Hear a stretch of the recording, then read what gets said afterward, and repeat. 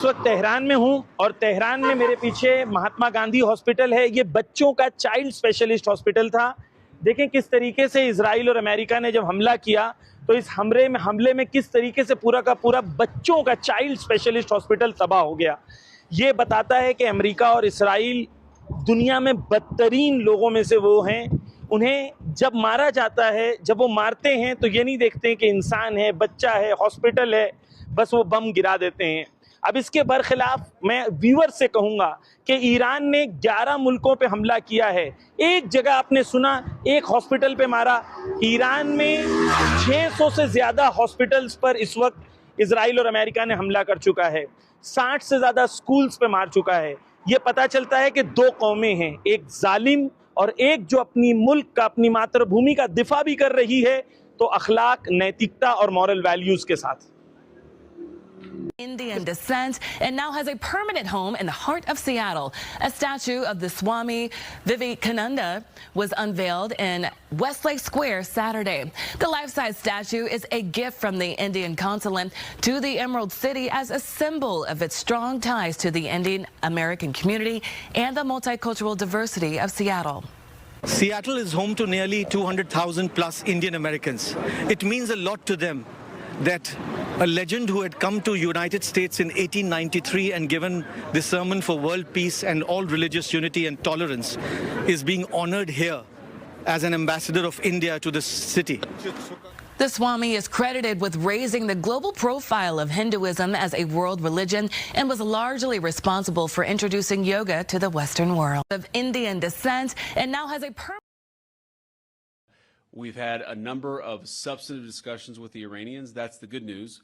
The bad news is that we have not reached an agreement, and I think that's bad news for Iran much more than it's bad news for the United States of America. So we go back to the United States having not come to an agreement. We've made very clear what our red lines are, what things we're willing to accommodate them on, and what things we're not willing to accommodate them on. And we've made that as clear as we possibly could, and they have chosen not to accept our terms. So this is where we just heard from the Vice President. No deal on the talks with Iran over 16 hours, an absolute marathon session through the night here in the center of Islamabad. It is dawn now. When the talks began on Saturday, it was late afternoon, and we've quite literally witnessed the sun go down and then the sun come up again. And what the Vice President has said is that Iran, he doesn't believe, is giving that fundamental core agreement about its nuclear aspirations. He didn't say what happens next.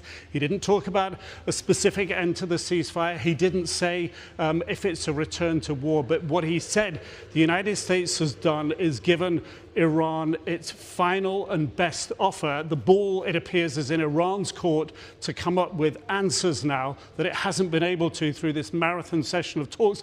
The Vice President also saying that through the night he continually kept President Trump briefed and updated. He said that he'd come into these talks positive, but fundamentally the Vice President coming in looking, he hoped, to get a relatively quick solution. The Iranians with a much larger delegation and a much different negotiating style coming into these talks with perhaps the aspiration, as they have done in the past, of talking, drilling down, getting what they wanted. Fundamentally, also, the Iranians believe that they still hold cards, that they can still control the Strait of Hormuz. And to them, that is something that is leverage, real leverage, they believe, and that it could get more than they were offered here in Islamabad.